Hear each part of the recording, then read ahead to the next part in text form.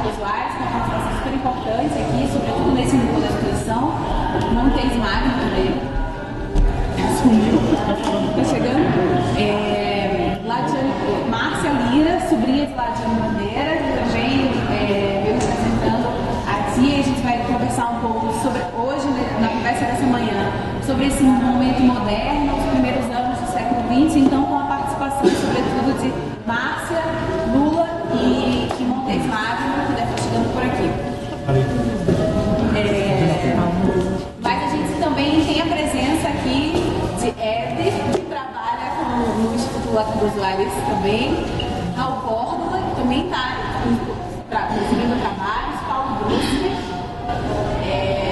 Daniel Santiago, de Bengala ali, que também está na exposição, Silvio Hansen, que também está no núcleo lá de baixo, e Montes Magno, que acabou de chegar, número 2.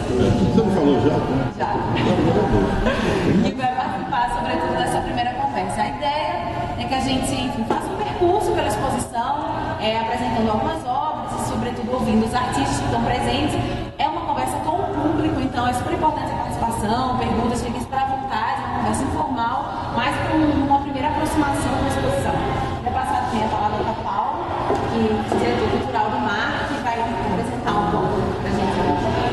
Bom, o Museu de Arte do Rio foi pensado como sendo uma instituição local, suburbana, ou seja, ele é um ponto de encontro da cidade do Rio de Janeiro com seu próprio universo simbólico e da cidade com as suas partes, com a sua população. Vocês viram agora 2 grupos de uma escola de Campo Grande, viajaram mais de 2 horas para chegarem aqui, né?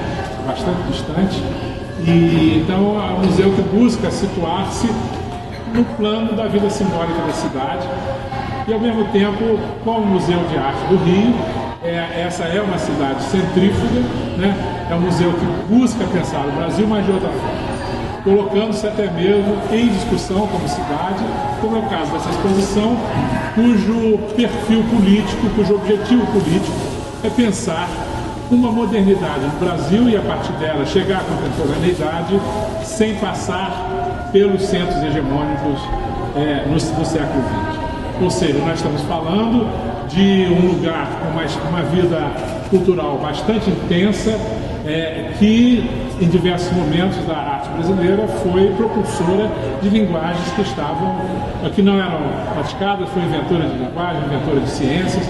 Eu tenho colocado muito uma questão que o Nordeste é estigmatizado pelo poder do Sul como espaço do colonialismo, do atraso, mas também é o Nordeste que pensa o Brasil, se nós considerarmos, por exemplo, Paulo Freire, a educação, Mário Pedrosa e a arte, Mário Schemberg e a ciência, Lício da Silveira e as relações com a loucura, Josué de Castro e a fome, Celso Furtado e o desenvolvimento, Gilberto Freire, etc. Então nós estamos falando também de um lugar, e aqui expandimos de Pernambuco para o Nordeste, nós estamos falando de um lugar que não pensa o Brasil como uma simples aplicação automática de teorias, mas sim, a partir das teorias, buscou explicar o Brasil para além daquilo que fosse a ideologia. Então, é esse Nordeste que nós queremos trabalhar, esse Nordeste que pensa através da arte, pensa através da ciência, une o sensível à razão, né? E, ao mesmo tempo, dizer o seguinte: no MAR, nós trabalhamos as exposições como processo de formação do acervo. E essa formação do acervo, ela passa por ela tem várias passagens. Evidentemente que doações de artistas são sempre muito bem-vindas, e o que nós tentamos fazer na medida do possível, é buscar recursos também para comprarmos fora do mercado, né? Ou seja, nós não queremos, como museu, pagar aquilo que é a projeção de custos, viagens ao estrangeiro, participação de feiras, anúncios, etc. e tal, que no final não tem nada a ver com a arte e acabam levando a arte para os museus. Eu estou colocando isso para dizer, ainda não sei o que vamos poder fazer com essa exposição, em termos de aquisição, mas o que eu pediria a vocês é paciência nos próximos dias para ver o que poderemos fazer e oferecer para que essa exposição, que é, digamos, tão significativa, né? Aí a Clarissa Diniz foi extraordinária, que você vai apresentar a equipe, né, de pesquisadores. Tá. Então a Clarissa Diniz fez a exposição absolutamente sozinha, no sentido de que não houve nenhum curador outro do museu, ela fez com a sua equipe, e isso significa também uma maturidade da curadora. E como disse, para nós, se pudéssemos formar um núcleo de Pernambuco experimental, seria uma forma de mantermos a força desse discurso junto, né? E ao mesmo tempo tornarmos o mar um ponto de referência no país sobre o que se faz em Pernambuco, né? Essa, digamos, a função de um museu. Vocês viram hoje, aquelas crianças, isso é uma experiência cotidiana no mar, né? A educação, doar para o mar é doar para a educação, porque nós não sabemos o mar se esse é um museu de arte ou uma escola do lado, ou se é uma escola com um museu do lado. Nós nunca vamos responder essa pergunta, porque essa é a ideia. A apresentadora Janaína Melo, que é a diretora da escola, nós cada vez mais estamos trabalhando na direção do ensino público, e o próprio foco tem mudado radicalmente, porque nós estamos discutindo, por exemplo, o valor das estatísticas. Eu coloco tudo isso para que vocês entendam, né, que instituição é essa que vocês põem, a ponto, por exemplo, de hoje nós nos perguntarmos se é mais importante trazer 40 crianças ou trabalhar numa escola com 500, né, de uma maneira mais, quanto mais.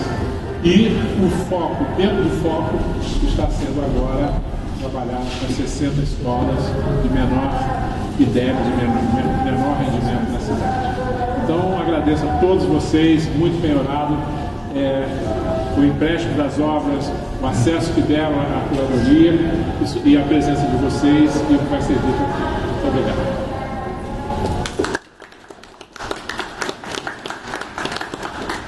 Obrigada, Paulo. Queria, antes de a gente começar, também agradecer a toda a equipe.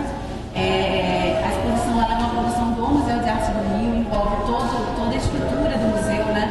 Museologia, montagem, ilustração, educação, pesquisa, curadoria, e também contou com a colaboração de profissionais convidados para incorporar essa equipe e dar conta do tamanho, né? da complexidade da exposição. Então, eu queria agradecer a todos. Não sei quem está aqui, quem pode apresentar. A gente tem Bebel Castrup e Yasmin Cefraui, que trabalharam na produção. Luciana Souza, museóloga. Também teve a colaboração de educadores em Recife, que estão fazendo estágio aqui, Leonardo Siqueira e Luane, do Instituto Ricardo Bregan. Queria registrar através de Tomás Novo, colecionador, que foi extremamente generoso com a exposição. A equipe inteira do educativo, especialmente do Leicetor, que participou do processo de pesquisa.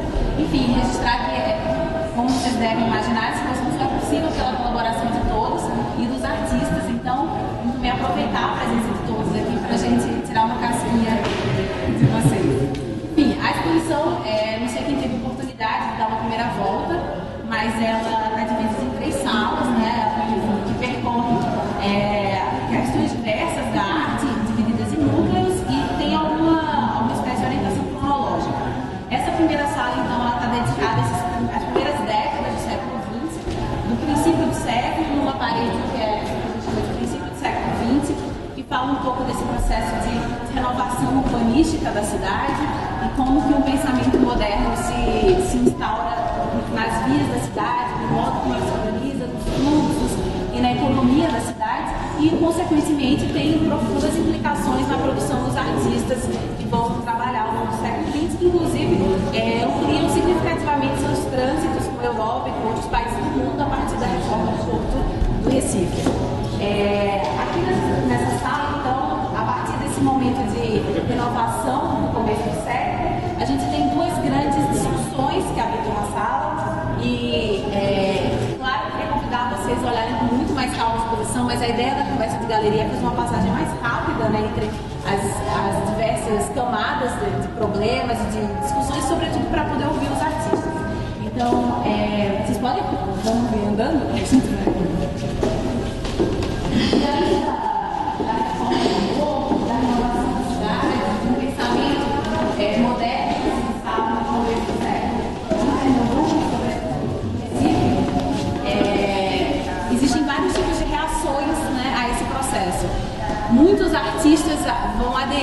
maneira bastante entusiasta essa renovação e a gente vai ter alguns artistas falando em futurismo, em renovar completamente, em grandes rupturas com a tradição, com a cultura local, mas a gente vai ter também uma resposta que tentava não apagar toda a história, toda a tradição, mas muito pelo contrário, articular tradição, região e modernidade, né? Isso é talvez uma das principais contribuições da história de Pernambuco para a modernidade no Brasil e que ficou, enfim, que se deu em torno do que a gente entende por regionalismo, que enfim, tentou ser um movimento, mas é difícil falar em movimento, mas é um campo de interesses e de discussões que se estabelece a partir dos anos 20 em Pernambuco, muito pontuado pela figura de Paulo Freire, que tem um pensamento social e uma teoria social que pensava a região do Nordeste, as implicações do contexto, da ecologia, né?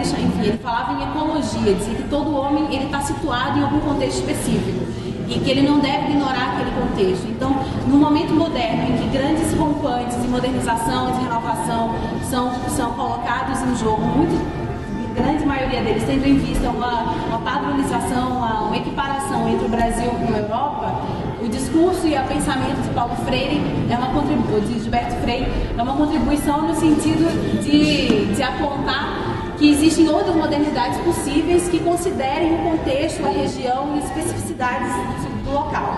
Então aqui a gente tem a contribuição fundamental de Cícero Dias e Bruno Cardoso Aires, que foram dois artistas muito próximos de Gilberto Freire, de um pensamento sobre a região, sobre a história da sociedade do açúcar, sobre a história de Pernambuco e de que tipo de cultura, que tipo de repertório simbólico, de sociedades se constrói, né, se construiu historicamente em Pernambuco, naquela região.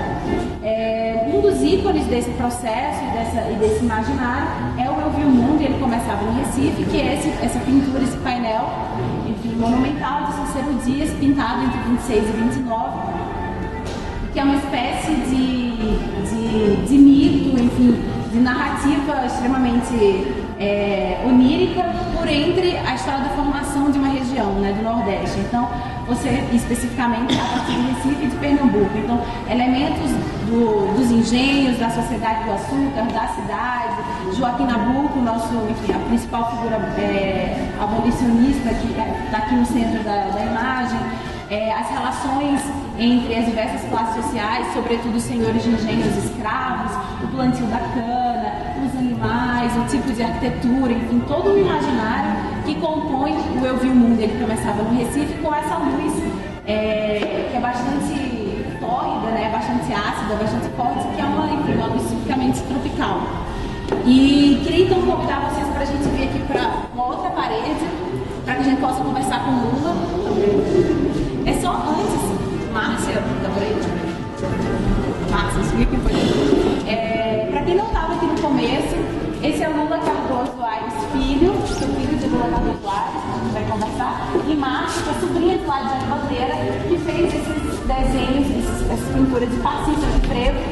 E pra gente, você pode passar um pouco, mas queria pontuar que nesse momento, no começo do século, com todo esse processo de modernização, uma das coisas que surgem é o próprio frevo, né? O frevo é uma manifestação cultural surgida no tecido urbano, e nesse sentido ela se singulariza diante do maracatu e outras manifestações que têm uma origem rural em Pernambuco, e ela é, portanto, muito fruto desse processo de renovação da cidade do Recife, dessa Recife moderna que surge com uma musicalidade bastante híbrida também, com muitas referências do machixe, e enfim, queria continuar de parte de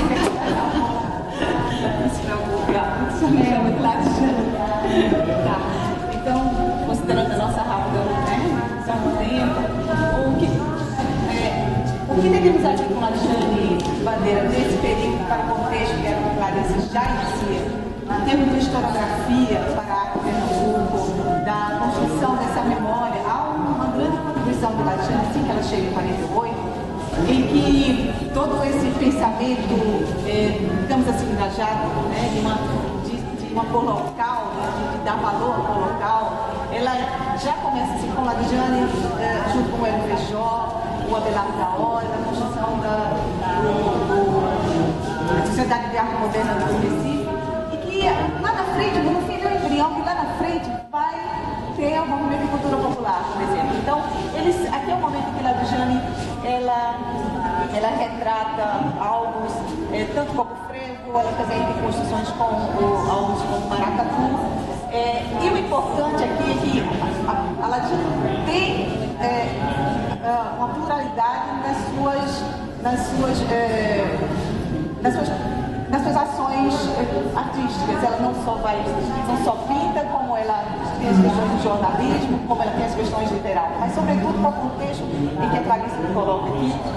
Nós temos uma Ladujane que vai ter a sensibilidade de notar essa transformação que acontece no pensamento, e é quando ela deixa esse registro, e ainda bem que deixa esse grande registro, esse grande legado histórico, que mostra toda uma memória coletiva daquela época, né, a partir, inclusive, de suas próprias memórias individuais, e que é possível, então, a grande contribuição até de poder estar se fazendo uma exposição como essa, porque são registros documentais desse momento. Então, falar de Ladujane realmente não seria tão pouco tempo, mas para o contexto que nós estamos. Tá bom? Obrigada.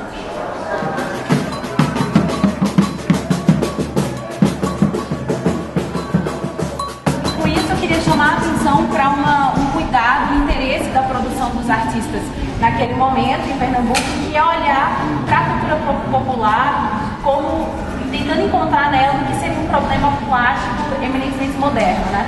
Como que certas questões formais, como a redução, a simplificação da forma, por exemplo, podem ser lidas não a partir de uma referência europeia, mas a partir de um olhar cuidadoso para a própria produção simbólica popular. E um dos artistas que vai melhor explorar isso ao longo da sua trajetória é Lula Cardoso Aires, né, que a gente pode ver aqui, a gente tem aqui uma sequência de trabalhos dele nesse sentido, e que são trabalhos que respondem a um convite, a uma convocação de Gilberto Freire para que os artistas olhassem para a região, olhassem para essa história, olhassem para a tradição e lidassem com ela, transformassem ela num motor, num território de trabalho, de sua obra.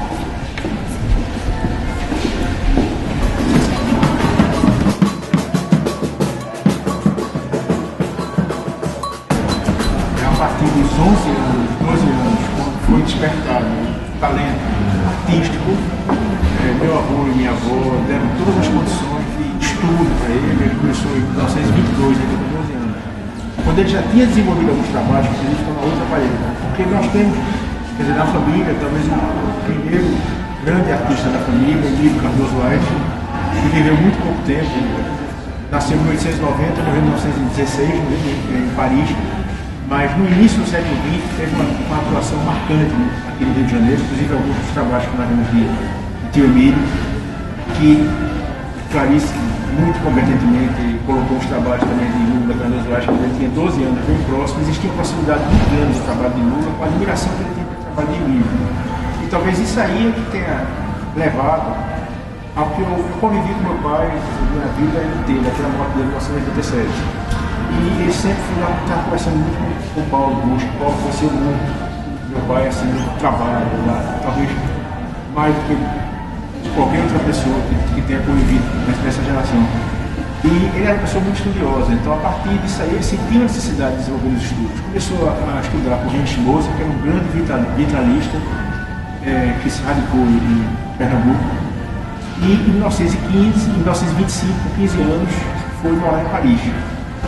Estudou um ano com Maurice Denis, até, não nessa viagem, mas em outra viagem que eu fiz a Paris, conheci o Museu Maurice Denis, onde era a casa do Maurice Denis, onde meu pai estudou, e conviveu com grande vanguarda francesa, Fernand Léger, Georges Braque, com esses vanguardistas todos. Né?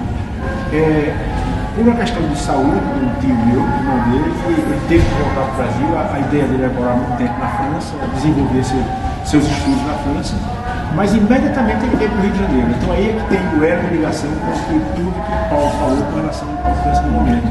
Então de 1926 a 1934, o Paulo morou no Rio de Janeiro, foi aluno da Escola Nacional de Belas Artes, professor Carlos Chamelin, professor Rodolfo Amoedo, onde teve companheiros de estudo com Dante Portinari, que até é importante destacar que um dos primeiros ateliês que o Portinari trabalhou foi o ateliê do meu pai, que eu aprendeu, então eles têm uma ligação muito forte.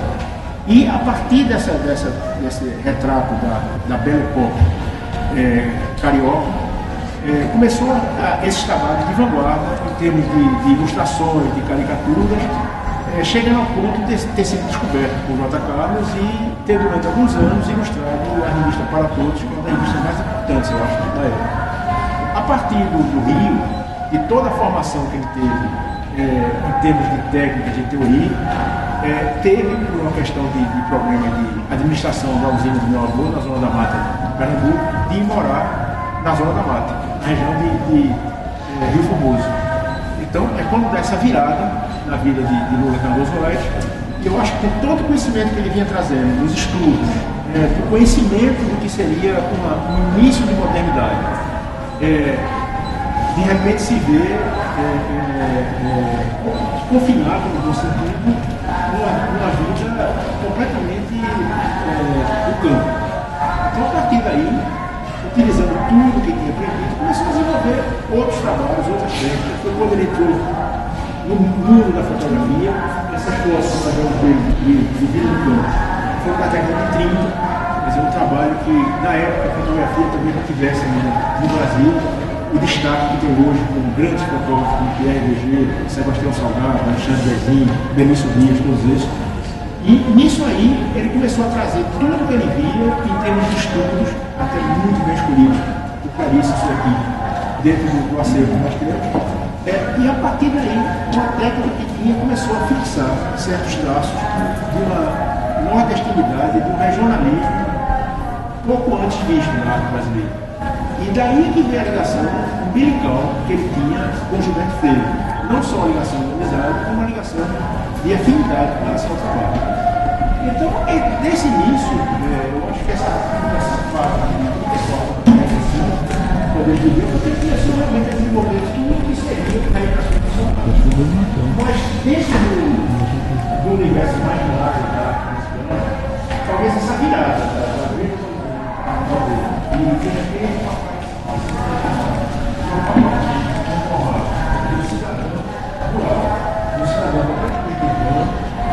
foi um grande choque dentro da obra dele. Então, 44 ele é mano do campo, a partir de 45 isso aí eu destacaria o papel de duas importantes figuras dentro da cultura pernambucana que são muito mais conectados pelas suas competências como engenheiro e como construtores da cidade, que são professores, Antônio Baltar e Antônio Soleiro. E naquela época, eles faziam parte da Escola de Belas Artes. Quem conhece a Escola de Belas Artes mais a fundo, inclusive, teve às vezes muita vida nesse teatro, falando um pouco da Escola de Belas Artes, sabe da importância que teve o trabalho que Pelota Silveira e Antônio Baltar desenvolveram dentro da Escola de Belas Artes, trazendo para uma escola profundamente acadêmica, importantíssima, aquela arte acadêmica de Murilo Lagreca, dos outros professores todos, o que representava a arte contemporânea, como Lula Cardoso Reis, como o próprio Vicente Correia Monteiro, posteriormente Reinaldo, entre esses todos. E nisso aí foi que abriu-se os horizontes do Lula Cardoso Reis com relação às outras artes. Artes gráficas, que nós temos inclusive lá embaixo de fora da criatividade. Aqui também com os cartazes que ele fez para a eleição do Gilberto Freire, para congresso, dentro desse projeto gráfico. Outros trabalhos que ele começou a trabalhar com grandes ambientes, começou o desenvolvimento de painéis, que era uma coisa que ainda não existia nos painéis de Cícero Augusto, mas eu acho que essa arte rural foi uma arte que se desenvolveu mais no Brasil. Para isso, a professora pode dizer mais, mas acho que a partir da década de 50. E realmente ele participou exatamente dentro da veia dessa ligação. Então eu diria que essa origem, principalmente, certo? Eu lembro muito de uma frase que eu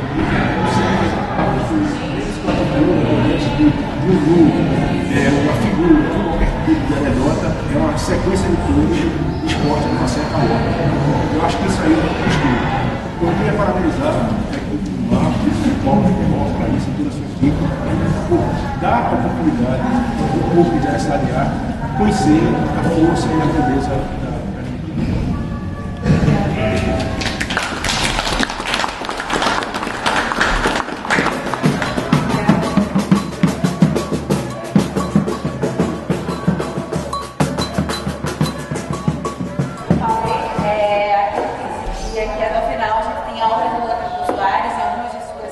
frentes de pesquisa, nessa parede de cá, sobretudo o seu olhar para as manifestações culturais tradicionais de Pernambuco e o processo de estilização, de redução formal que ele vai fazendo, até chegar, por exemplo, naquele quadro de Caboclos de Lança, que já anuncia uma abstração, né, com as suas faixas de cor, com os seus ângulos, que a gente vai ver na sala de baixo, que é a continuidade também da nossa conversa, que a gente vai entrar no núcleo, então, que a gente chama de modernidade em disputa, onde os artistas não mais unicamente se entendem modernos e regionalistas por meio da figuração, por meio da representação, ou seja, usando a figura e a figuração como território básico do seu trabalho, mas passam a investigar as questões formais dentro do campo da abstração, né? E aí então a gente vai contar também com uma conversa continuando com Lula e com Márcia, que a gente lá embaixo tem a participação de Ladiane Bandeira e de Lula Cardoso Aires Filho em suas pesquisas geométricas e mais líricas também, mais gestuais, mas já no momento então posterior a esse princípio do século XX, eminentemente regionalista, e sobretudo também a participação de Montes Magno, que é um artista cuja obra se inicia nos anos 50, exatamente, digamos assim, para a passagem de alguns problemas modernos para outros que a gente entende dentro do repertório contemporâneo, como a ideia de participação do público, por exemplo. Então, convido vocês a descerem aqui e depois, enfim, voltarem com mais calma para acompanhar todos os outros núcleos da exposição que a gente não comentou aqui, dentro desse reforço que a gente está fazendo para privilegiar a presença dos artistas.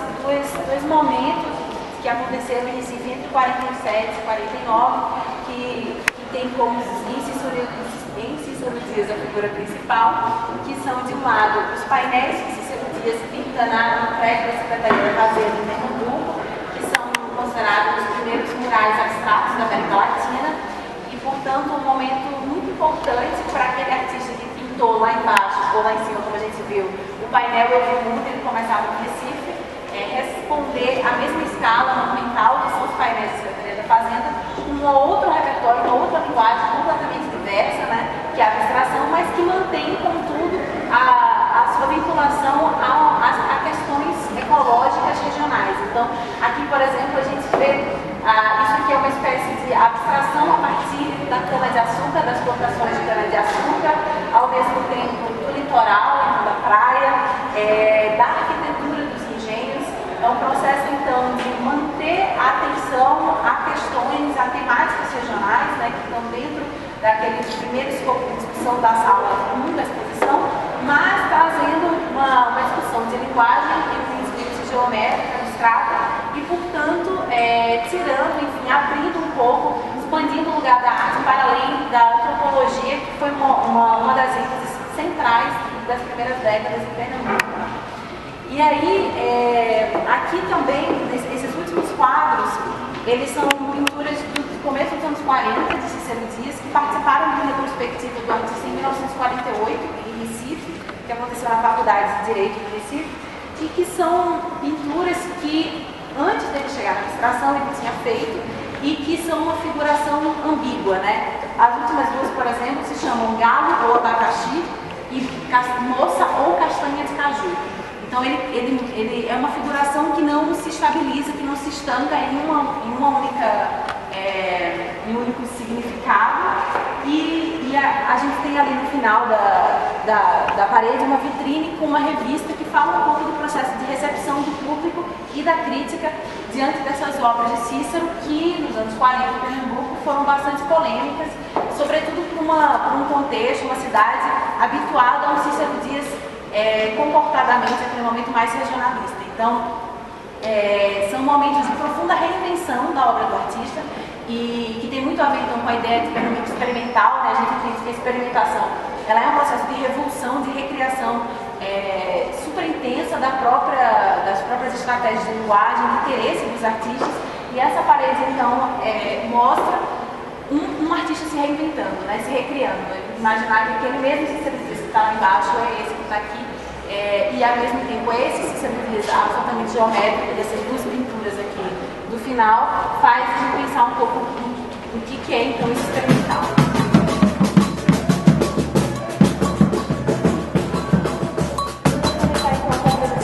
Magno, que é uma artista que começa a produzir nos anos 50, a gente tem ali naquela parede algumas monotipias, né, dele em profundo diálogo com monotipias, por exemplo, produzidas por Vicente do Rego Monteiro no mesmo período, e que vai desdobrar a obra em múltiplas investigações, como Monteiro fala, ele é um artista camaleônico, né, que diferentemente dos artistas monolíticos que costumam seguir um único caminho, experimenta os mais diversos meios, linguagens, de troca de pele e de corpo constantemente.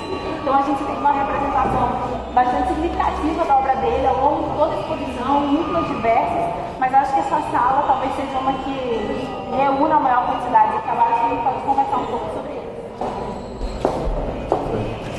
Eu quero dizer que eu admiro também os monolíticos. Morandi é um monolito que eu tenho grande admiração. Mas eu queria pegar, está gravando, né? Eu queria pegar a deixa do Paulo Reichenhoff, quando ele falou do Nordeste, em Pernambuco, como uma região que sofreu e sofre ainda vários preconceitos. Né?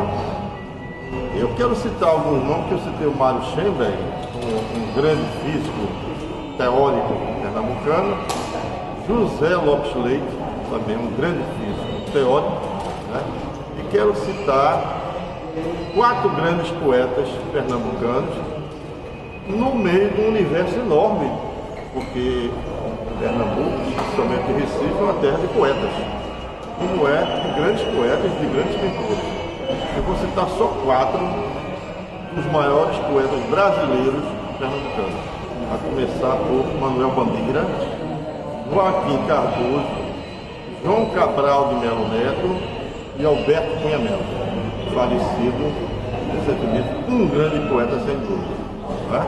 Depois nós temos, além de cientistas, né, de poetas, temos grandes pintores, mas aí são tantos que eu não vou citar, senão a gente vai passar de meia hora. Bom, então dito isso, eu vou ser obrigado a falar um pouco de mim, que é um trabalho meio chato, né? Mas tudo bem. Onde o microfone? Não, em cima? Ah, é assim. Agora eu aprendi.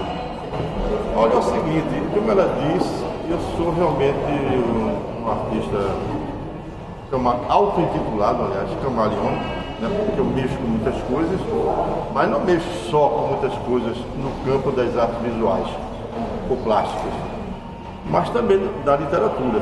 Né? E ao longo destes 60 anos de trabalho incessante, né, eu venho produzindo, que é uma palavra também que eu não gosto, sabe? Produzir, que é uma coisa meio assim de fábrica, de indústria, né? Eu acho que o Cezanne dizia melhor ao adotar o verbo realizar. Eu realizo, né?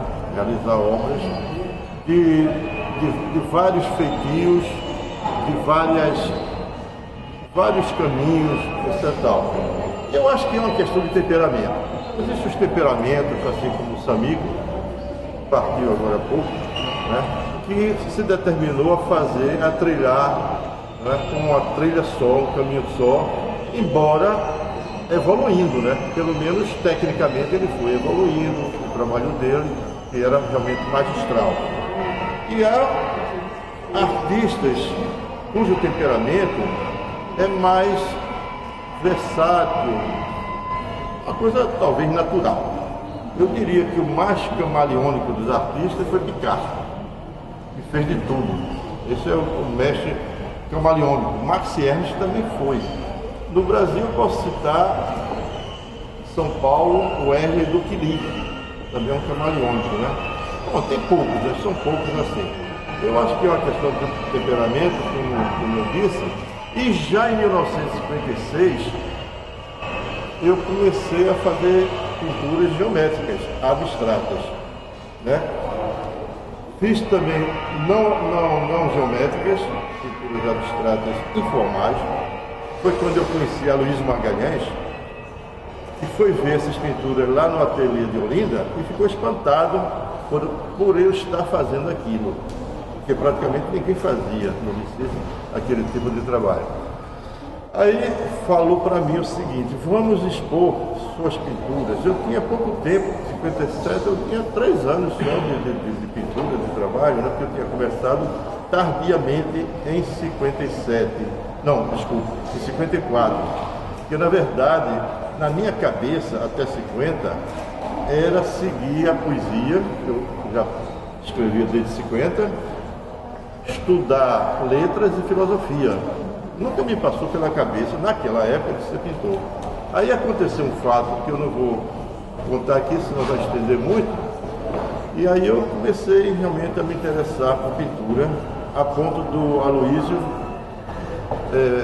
tendo visto esses trabalhos, falou com Edson Lima, um arquiteto que na época era o diretor do Instituto de Arquitetos de Pernambuco, do Brasil, secção de Pernambuco. E nós fizemos uma exposição, mais ou menos agosto, outubro, lá no Instituto dos Arquitetos. E aconteceu um fato curioso, que aí eu vou contar porque eu acho anedótico, né? Eu tinha estudado um pouco com Mário Nunes, na Escola de Belas Artes, onde eu só passei 4 meses. Ele ensinava paisagem e tinha outro professor que ensinava desenho artístico. E era costume da Escola de Belas Artes, o Mário Nunes, sair com os seus alunos, todo fim de semana, no ônibus, para pintarmos no campo. Então nós íamos para a praia, íamos para um morro, qualquer lugar assim. E um dia nós fomos para um morro de Casa Amarela, e eu levei meu cavaletezinho de campo, né? E estava pintando lá. Então chegou uma parte que eu, como aluno, aprendiz ainda, eu disse: professor, chamei ele, né? Eu não sei fazer isso aqui, né? Eu não sei pintar isso. Aí ele me deu uma resposta surpreendente. Disse: olha, pintura se aprende pintando. Eu disse: então tchau. E nunca mais fui na Escola de Belas Artes. É claro, né? Aí eu quebrei a cabeça durante muito tempo e consegui fazer alguma coisa. Foi quando, voltando ao Aloísio, né? Aí ele disse: vamos fazer uma exposição sua. Aí vai caber agora a anedota, né? Aí eu fiz a exposição. Um dia eu estou lá na galeria do Instituto dos Arquitetos, chega Mário Nunes, que não me reconhece. Isso 3 anos depois, né? Mas eu reconheci ele e fiquei calado. Aí ele olhou, porque eu já fazia umas coisas experimentais, de pegar por areia lavada, trabalho danado, tinha que pegar grão por grão, né? Aí depois juntava com... Não ri não, né? Aí juntava com tinta óleo, empastava, fazia umas matérias diferentes, né? Aí ele olhou assim, muito seriamente, viu os trabalhos. Aí olhou para mim e disse: o senhor é que é o pintor? Eu disse: sou. Aí ele disse: o senhor estudou na Europa? É fuga, né? Eu disse: não, também não disse que estudei com ele. Ele ficou lá sem saber de nada e eu prossegui a minha trajetória, né? Então, isso foi em 57, eu já estava morando em Olinda, né? Morava em Olinda, fui o primeiro artista da minha geração a ir para Olinda, em março de 1957. No ano seguinte, em outubro de 1958, eu conheci Adão Pinheiro e Anguiz Azevedo, um grande pintor que está escondido e esquecido, né? E convidei-os para ocuparem o primeiro andar lá da Rua de São Bento, 358. O meu ateliê ficava lá no sótão e vagou o primeiro andar todo. Os dois aceitaram, foi quando eles foram para lá, em outubro de 58. Anquises foi lá para cima, no sótão, eu desci, fiquei na frente e a Dom Pinheiro lá embaixo. Um pouco de história que é interessante. No ano seguinte, o Adão contratou José Barbosa, que era filho de um carpinteiro, adolescente ainda, para varrer o ateliê dele. Essa história também é interessante, porque o José Barbosa era totalmente ignorante em matéria de arte, e Adão começou a mostrar as talhas que fazia, né, para ele, e foi aí que José Barbosa começou a fazer talhas. Hoje é não só um grande talhador, como também um pintor excelente, né? E eu tiro o chapéu para ele, porque é uma figura importante e que teve uma perseverança enorme, né? E com uma personalidade muito grande, José Barbosa. Bom, depois disso, aí eu fui embora. Você quer mostrar suas gravuras com a Aloysio? Como? Você quer mostrar as monotipias que você falou de Aloysio, da sua relação com ele? Vamos mostrar as Acho que é legal monotipias? de mostrar lá. Vamos ali, ó. Vamos para lá.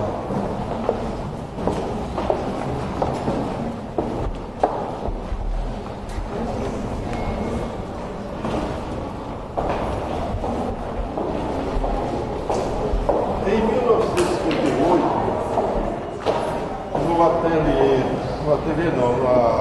no gráfico amador, o Aloysio Magalhães, que tinha um ateliê em cima do gráfico, eu frequentava muito o ateliê dele e às vezes ia lá para o gráfico, né? Mas, Explica o que é o gráfico.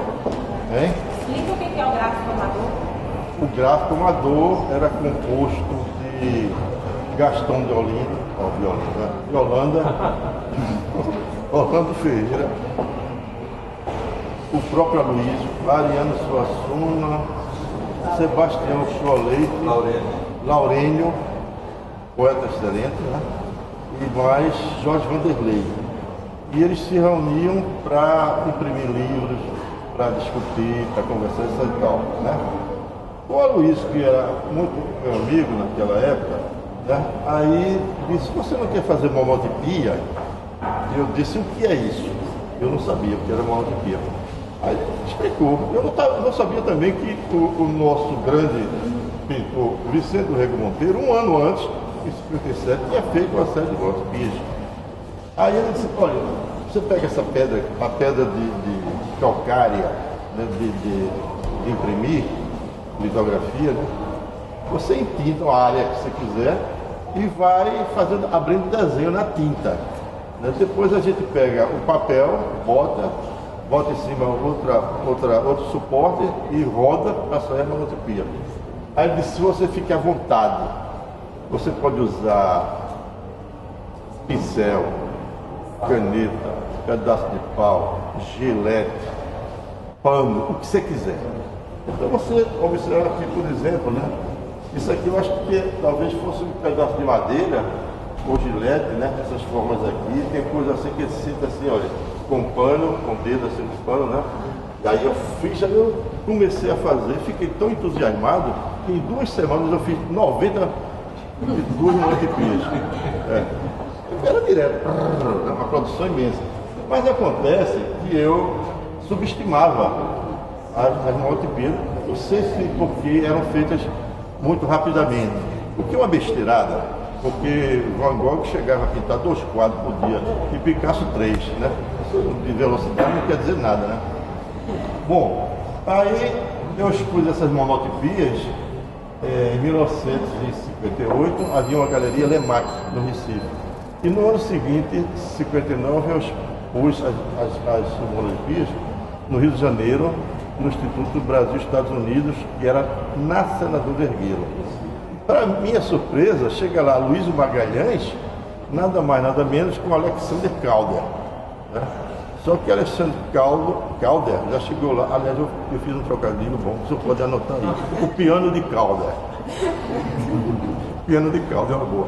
Aí ele chegou lá já borracho, né? Já tinha bebido todo, ele não falava coisa com coisa, ele falava inglês, mas para mim é coisa com coisa, a mesma coisa. Aí ele me apresentou, todo mundo olhou, mas eu não sei se ele gostou ou não gostou, né?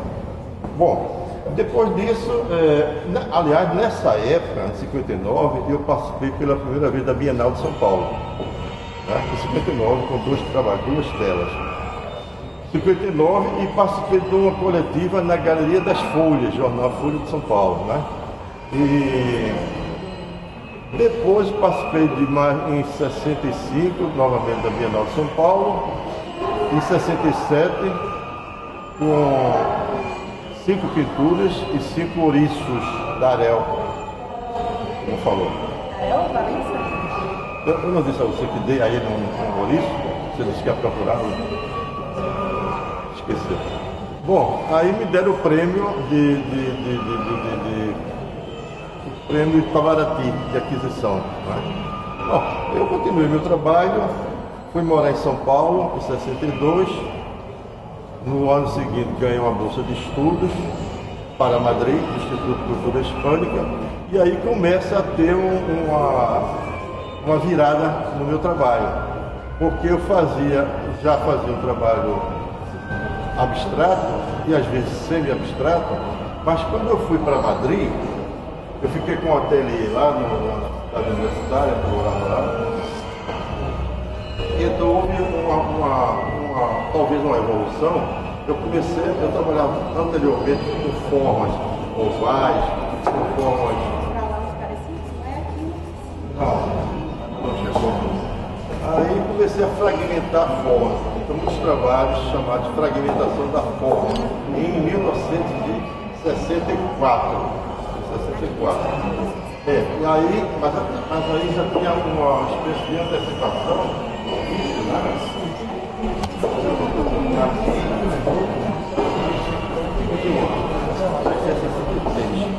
Sei lá. Aqui também. Isso é outra coisa que foi em São Paulo. Quando eu morava em São Paulo, eu tinha um grande ateliê da Fundação Álvares Penteado, Armando Álvares Penteado. Eu fiz muita coisa, inclusive 6 grandes desenhos representando a Caatinga, que depois se perderam, foram estragados aqui no Rio de Janeiro, né, que eu perdi todos eles. Mas o trabalho continuou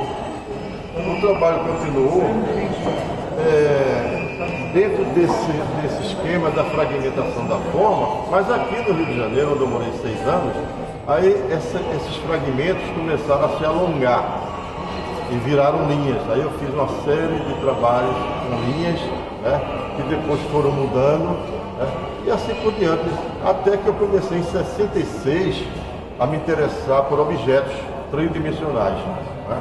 Aí fiz uma série de objetos em vidro, porque aqui existia na Lapa, né, existia um beco cheio de portugueses que vendiam vidros de magnésio, mas vendiam assim quantidades enormes, né? E eu chegava lá, comprava vidro de perfume, magnésio, depois eu colava no suporte, passava um cinturão de alumínio e pendurava na parede.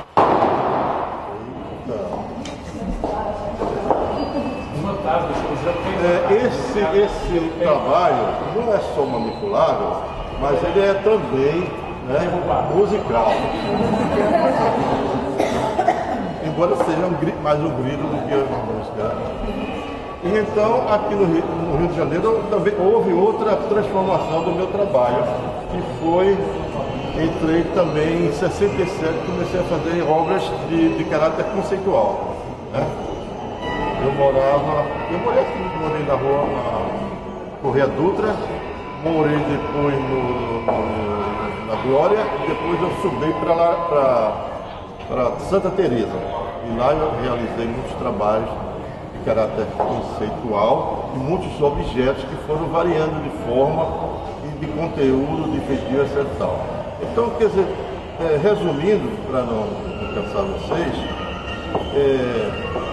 é uma trajetória muito longa, de 60 anos, que não parou ainda, porque continuo trabalhando.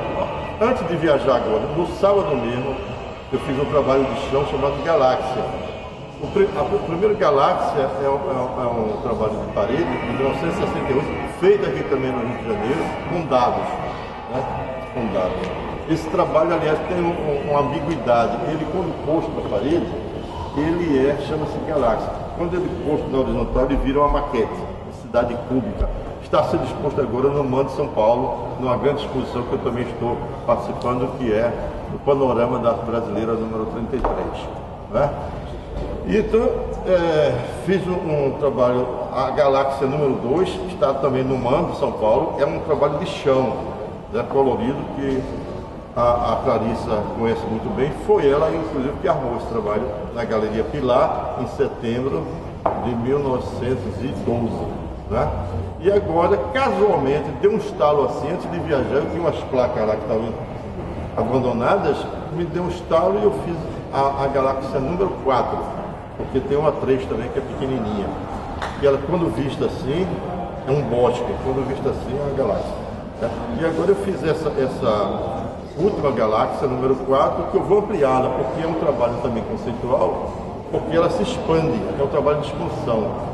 Ela pode ter 4x4, pode ter 8x8, pode ter 20x20, pode ocupar o Maracanã todinho, entendeu? Ela vai se expandindo para todos os 4 lados. Né? É outro trabalho que eu fiz. Né? E espero que não seja o último, né? Ainda espero viver pelo menos 10 anos. Então, como dizia o nosso querido Marcel Duchamp, é bom não falar muito de uma coisa, tá? Para não perder o chiro. Então, muito obrigado a todos.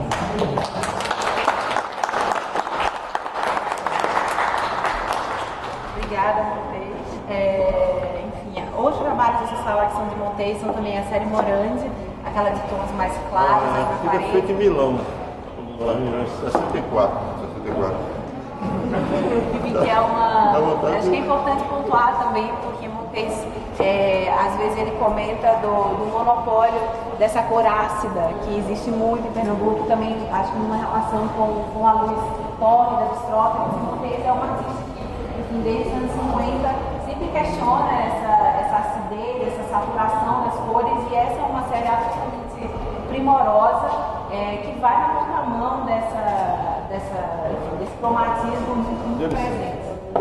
Eu quero dizer assim, primeiro, a série foi feita em Milão. Naquela época, Milão é uma cidade, uma cidade meio nebulosa, tem um ar diferente. Né? Então eu acho que eu fui muito influenciado por duas coisas. Pela atmosfera de Milão, na época, e por Morandi, que eu era totalmente vidrado por ele, apaixonado mesmo. Cheguei até aí a Bolonha para conhecê-lo, na casa dele. Eu me lembro de uma passagem que eu fui lá em Veneza, que eu passei por uma pequena temporada em Veneza, e fui ver o Museu Peggy Guggenheim, na verdade, Fundação Peggy Guggenheim. E quando eu cheguei lá, tinha um acervo estava exposto, e tinha cerca de 4 quadros, mais ou menos, do Morandi. O resto, tudo, Sofia Morandi. Ficava assim, hipnotizado com Morandi. Foi quando eu resolvi fazer essa série Morandi, que são, na verdade, 11 trabalhos, ali são 5, no ateliê do pintor chamado Brusa Molino, Gianni Brusa Molino, que era engraçado, porque ele pintava uns quadros bem grandes e com essas cores ácidas, bem fortes, bem vivas, né? E eu ficava na mesa ali, humildemente pintando esses quadros. Ele olhava assim, mas está pintando isso? Não tem cor não? Você não vai botar cor não? Tá bom.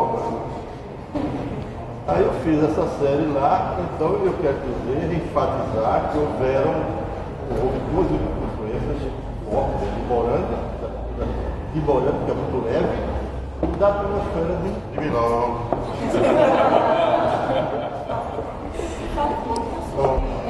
Acho que Montes, você quer falar sobre as caixas das maquetes? Está aqui? Aqui nessa vitrine, cruzando do núcleo. Vamos falar das maquetes? Fala de algo.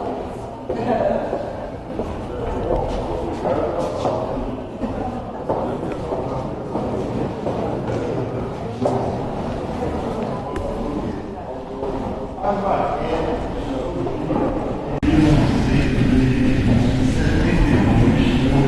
Quando eu comprei um livro chamado Architecture de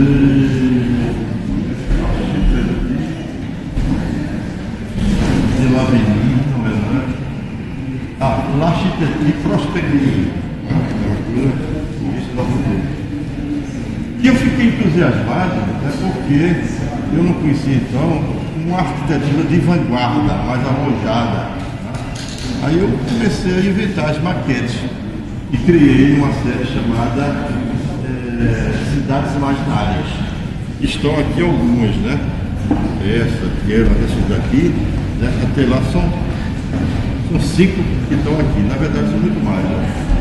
Então me veio o interesse também pela arquitetura, que também é uma arte fantástica, né? Que você pode se soltar nela e fazer invenções também prospectivas. Eu comecei então a designar muitos desses trabalhos como arte prospectiva, aquilo que você está dizendo para o futuro. Pode ser maquete, pode ser pintura, pode ser música, pode ser qualquer coisa. Né? Então essa é a origem das maquetes, que estão aqui algumas delas para vocês verem. Tem uma ali que é feita de sabão de coco, originalmente de 72, 73, está ali, só que ela não está posta corretamente, porque eu me inspirei num livro de Arthur Clarke, onde ele fala de um lugar que tinha uma arquitetura com as formas de 4 dimensões, chamadas tesseratas. Olha, fazer formas de 4 dimensões, tá?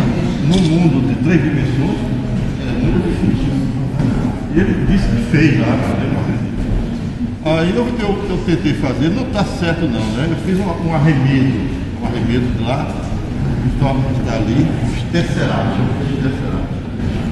E assim a gente vai, tem essa cidade aqui. Essa daqui é cidade de cristal, né? E essa daqui também já é outra variação. E da margem a fazer. Aí foi quando eu escrevi um trabalho, que alguns chamam de conto, mas não é. É uma utopia chamada Algúria. E a capital de Algúria chama-se Algures. E antes de viajar eu comecei a fazer uma maquete representando, depois de 37 anos, né? Eu comecei a fazer essa maquete representando a cidade de Algures, que é uma coisa extremamente complicada. Quando eu voltar ao Recife, eu vou tentar realizá-la. Tá? E esse conto, ele não é conto, é uma utopia, que na verdade é de Algoria, porque utopia quer dizer não lugar, em grego. E Algoria quer dizer de Algoria, quer dizer qualquer lugar. Então, as utopias, elas têm um viés negativo. Mas a algoria já tem um positivo, que pode acontecer. Quando existe utopia, é uma coisa que não se é. Mas a algoria pode ser que não existe. Mas dentro desse espírito que ela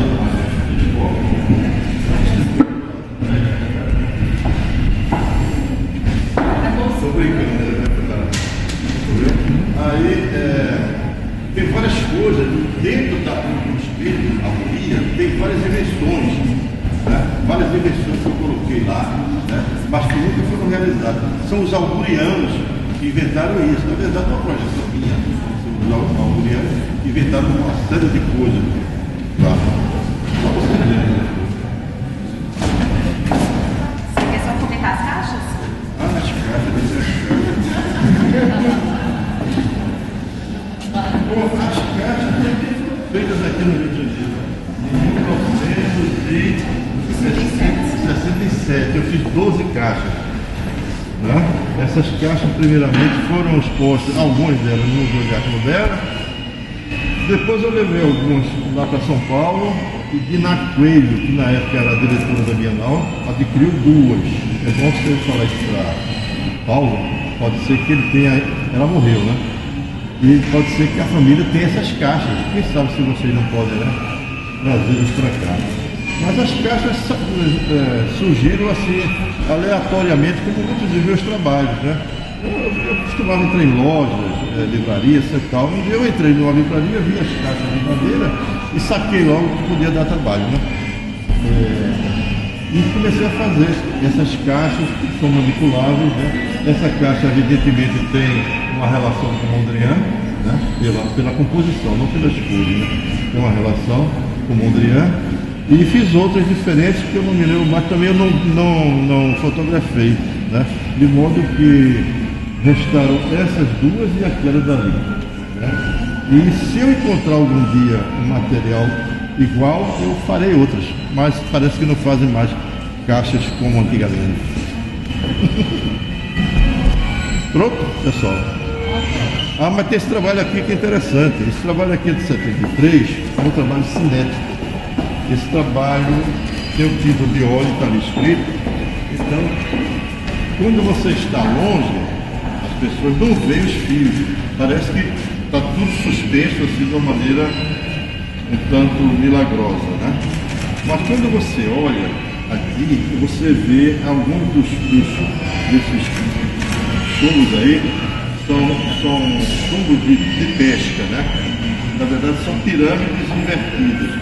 Qualquer balancinho, aí às vezes quando dá um pouco de vento, a pirâmide ela é vista no espelho convexo, né? Criando um movimento, o que torna o trabalho cinético. Quando está parado não, é claro, né? Mas é um trabalho cinético. E aí eu vou voltar ao preconceito em cima dos nordestinos.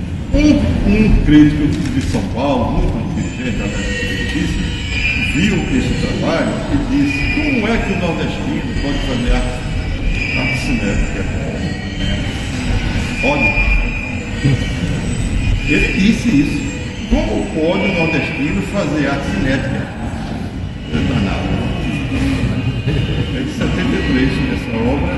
É a terceira vez que ela é exposta. Foi exposta primeiramente no Museu de Arte Contemporânea, lá de Olinda, em 2012 no Mamã, na atividade de Mamã, que é lá no Recife, Museu de Arte Moderna Luiz Magalhães. Mamã. Por isso que está atividade. E agora, pela terceira vez. Está aqui. E eu acho que esse material, esses espelhos convexos, eu tenho a impressão que não existem mais. Né? Algumas peças precisam ser substituídas porque eles estão começando a oxidar, né? Mas é um trabalho, eu acho um trabalho muito interessante, né? Pela delicadeza e por essa sutileza do movimento. Né? Pronto. Obrigada, vocês. E para a gente encerrar aqui, queria só convidar Márcia Bandeira para comentar rapidamente esses trabalhos de Ladiane aqui no final. E como vocês podem reparar, vários trabalhos partem de uma observação do mundo vegetal da flora. Então, Cícero Dias, Montes Magno, Luiz Magalhães e a própria Ladiane Bandeira. Então, aqui a gente tem alguns trabalhos que também derivaram depois numa série bastante complexa da artista que é a Biopaisagem, que a Márcia vai contar um pouco. Bom, eu vou fazer aqui de uma forma bem sucinta, né, breve, porque para aqueles que tiveram oportunidade de ver a Ladiane trabalhando com frevo, com a cor local, e ver um outro tipo de obra, um outro tipo de trabalho, que demonstra bem a evolução de um artista. E, obviamente, não é evolução apenas de Ladiane, mas é uma evolução que todo artista tem na sua obra. O que eu acho que vocês tiveram chance de observar é que há uma forma poética científica nessas produções, nesses períodos modernismo aqui na construção até essa história desse acervo com Pernambuco. De fato, gente, isso foi uma... as influências que muitos dos artistas receberam de vanguardas europeias, há que se considerar que essas próprias vanguardas, elas também receberam uma influência, elas tiveram acesso a um processo que aconteceu, isso mais ou menos na década na Segunda Guerra Mundial. Assim que ela termina, um grande volume de informação é posto para acesso à sociedade. E este volume de informação, ele foi construído justamente no período em que se precisava, para as competitividades bélicas, que se tivesse conhecimentos em diversas áreas do saber, na psicologia, principalmente na ciência, na sociologia, enfim, foi uma imensidade de conhecimentos que é jogado à sociedade de uma forma volumosa e que permitiu, por exemplo, a Picasso, a Escher e tantos outros poderem fazer essas comparações que eles fizeram em relação a mundos fragmentados, em relação a sentir e se intrigarem com esses movimentos culturais, sociais, até mesmo existenciais. Isso por conta desse suporte, esse aparato de conhecimento que vocês observam aqui também nas construções dos artistas pernambucanos. E que, como a Djane, esse fenômeno da modernidade, ele vem de uma forma muito contundente, porque há que se observar que ela enfrenta, assim que ela chega no Recife, uma condição feminina, em que há um universo masculino e que há um grande e difícil acesso, onde para as mulheres da época ela tinha que se destacar até mais do que qualquer outras realizações que se houvessem. Obviamente que isso não vai acontecer apenas com ela, mas com tantos outros. Enfim, embora vocês vejam as obras de Ladjane, elas estarem contextualizadas com problemas sociais, com contextos contemporâneos, mas contemporâneos a aqueles momentos, há uma grande permanência científica, né? Uma poética muito forte científica que fica. Então, ela pinta, naquele momento que ela pinta os freos, como vocês viram antes, ali já, na cabeça dela, já há toda uma construção para uma grande obra em que ela, para os artistas que já conheceram, principalmente seus contemporâneos, lembram que ela se retrai, passa longos anos só para montar essa grande obra, em que a Clarice comentou que havia o paisagem. Há também de se fazer um destaque que ela não faz apenas isso da pintura, mas ela faz isso da literatura, ela faz isso de forma semiótica, ela cria o que ela chama, a exemplo de anagranigmas, que seriam você fazer um jogo da pintura com a literatura, onde você teria, por exemplo, você teria, por exemplo, charadas que estariam em diálogo com textos científicos literários, por exemplo.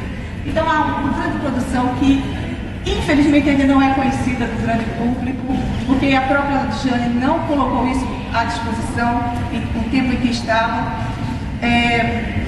Eu não diria não apenas a ela, se infiltrou assim, essa poética do infinito, que é aquela poética que eu deixo a minha obra para a eternidade, como eu quero a minha grande obra, exemplo do Malamé, etc. Porque há outros artistas aqui, e muitos outros, que chegaram a ter esse movimento de grande verdade, de deixar um grande legado.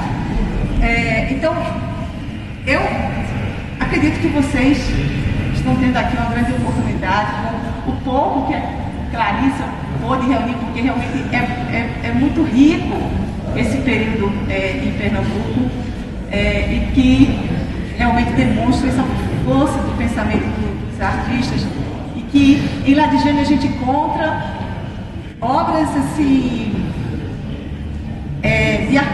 arquitetônicas, que são obras em que ela usa essa conjunção de linguagens, em que se tenha, eu vou pintar, mas se não me entenderem, eu vou fazer a teoria científica daquela obra, ou da minha base científica para aquilo.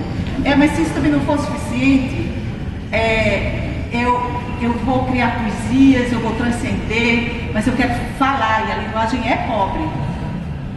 E eu preciso mais que isso. E a gente encontra, não apenas na biopaisagem, mas exemplos de uma arquitetura, atualmente nós encontramos, Anaona, é uma obra similar, a não ser aqueles que tiveram a oportunidade de ler o Avalovara, do Lois Marlins. Nós encontramos um Anaona em Ladjane Bandeira, e que tem sido, inclusive, estudos que o acervo tem procurado fazer em parceria com a universidade, porque foi um legado realmente de grande valor que deixa, que precisa realmente, precisa ser divulgado, e daí essa iniciativa fantástica da Clarice e do Paulo, e que acredito que todos nós estamos aqui agradecidos. Obrigada. Eu queria agradecer a presença de todos e dizer que às 15 horas, essa tarde, a gente continua as conversas com Paulo Brusque e Daniel Santiago, com foco então nos anos 60 e 70, e que amanhã também às 11 horas e às 15 horas, nos mesmos horários, a gente tem reunidos aqui uma série de músicos, poetas, designers, ilustradores, enfim, que fizeram a efervescência da cena musical e transdisciplinar também no período, sobretudo dos anos 70. Então, até daqui a pouco.